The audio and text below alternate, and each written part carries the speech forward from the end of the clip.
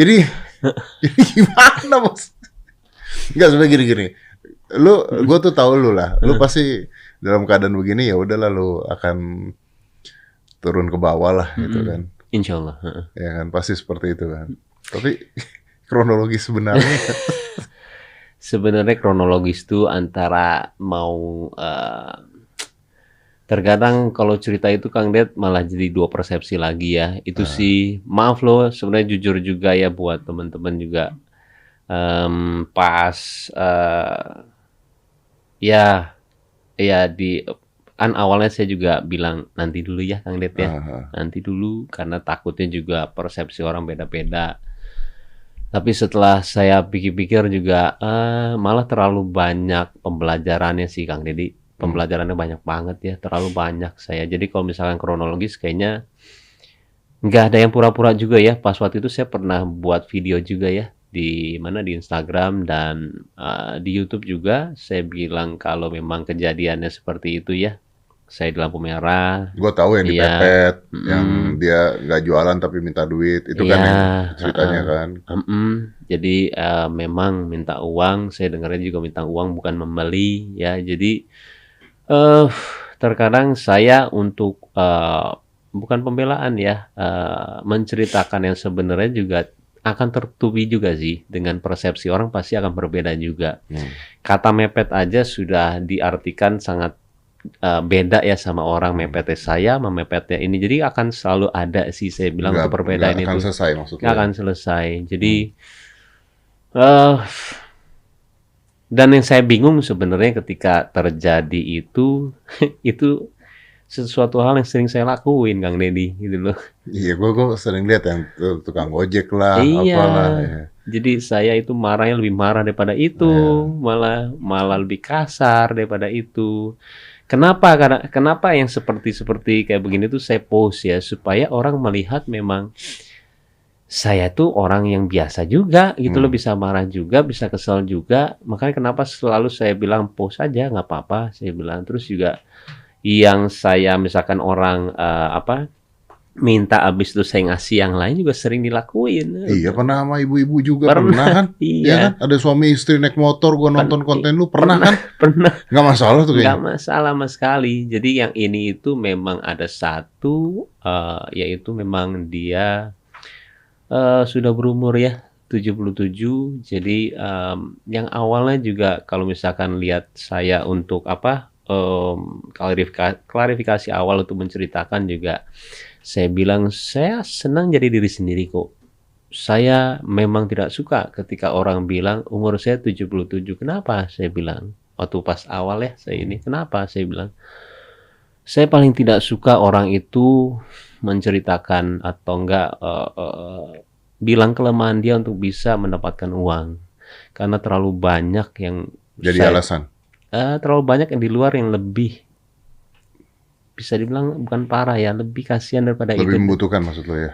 Lebih membutuhkan tapi tidak minta-minta. Iya, dia kerja. Yang paling saya sangat menyentuh itu ketika dia kakinya itu hanya ada sampai sini ya, dan dia itu menjadi untuk baju itu dia itu sablon segala sampai yang kita kadang-kadang malu gitu loh. Gila ya dia kerja loh saya bilang, dan saya ajak makan, saya ajak ini, tapi ketika orang dia bilang kelemahan dia karena dia tidak mau bilang kelemahan dia waktu itu. Saya bisa kerja kok, dan ketika orang membilang itu saya tuh kayak nggak suka aja, nggak suka. Ya. Tapi kan yang dikatakan adalah dia jualan katanya. Nah, yang jualan itu saya tidak nggak dengar lah intinya ya.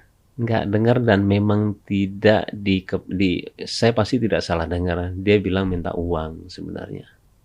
Dia bilang minta uang, Baim minta uang itu sangat jelas, dan saya pun juga melihat mukanya juga sangat jelas cara dia mintanya segala semuanya sangat jelas semuanya.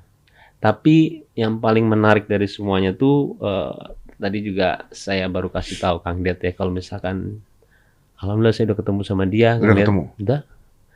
Udah ketemu. Saya baru tadi dan saya mau ketemu waktu itu kemarin ya. Mungkin saya cerita dari ternyata memang ada kekurangan gue, yaitu gue tidak mengetahui adab. Nah, Iya, adab dalam arti dia kan, dia itu orang tua. Dia orang tua, mau sebagaimanapun juga dia orang tua. Dan itu namanya menghardik ya. Dan ada juga ternyata dalilnya, dan tidak boleh. Gak boleh. Kita harus merendahkan diri kita untuk sesuatu hal yang seperti itu. Dan gue salah. Akhirnya gue bilang, salah nenek. Jadi buat gue itu untuk melakukan sesuatu itu, karena apa ya, kenapa sih gue buat konten seperti ini gitu loh, berbagi segala semuanya, kenapa sih? Tapi kalau yang bermain itu kepalsuan, gak akan jadi apa-apa juga Kang Ded. Gak akan jadi apa-apa, karena semua bergerak dengan siapa yang mau dikasih aja. Kita dengan cuma ngeliat mata aja harus tahu ini kayaknya pantas deh, ini enggak deh.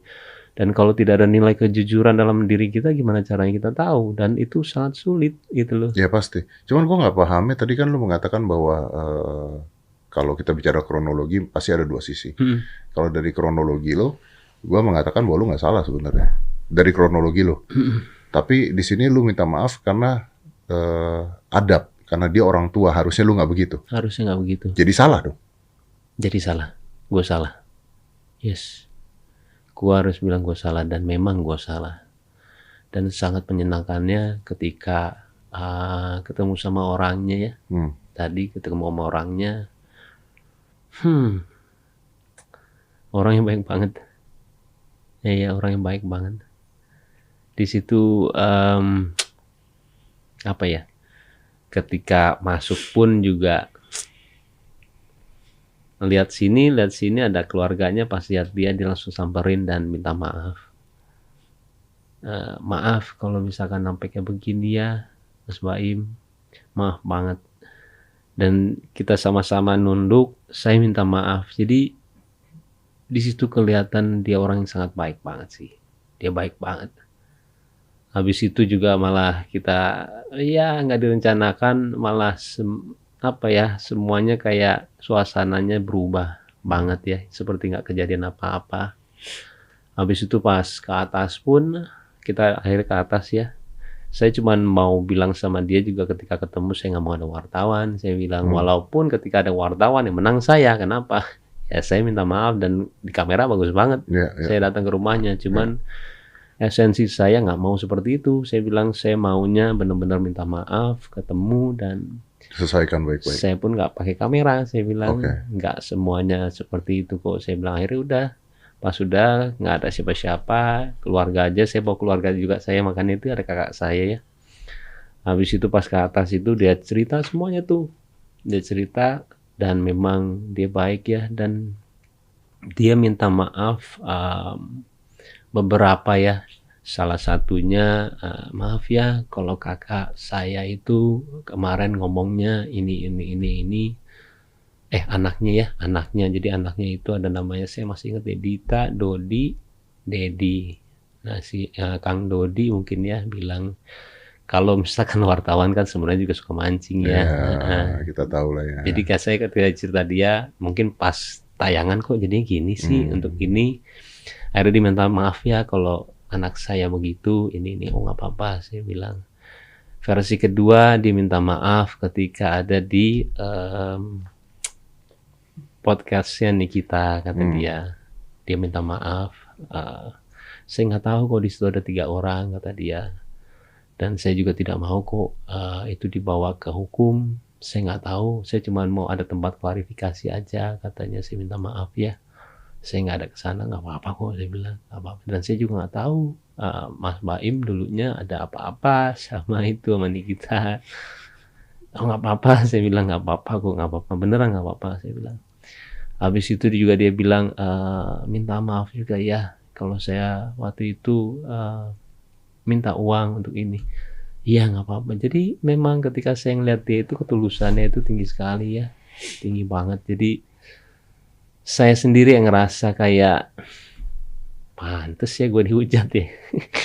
Orang yang baik banget, pantes. Dan seperti gini loh Kang Deddy, saya tuh selalu berpikir tuh, kenapa ya gue kena seperti ini? Karena malah yang jujur saya itu nggak pernah baca komen segala semuanya, berita sih nggak mau. Saya itu udah berapa kali kena kayak begini. Saya juga udah pernah kena yang pas saya peak nih ya.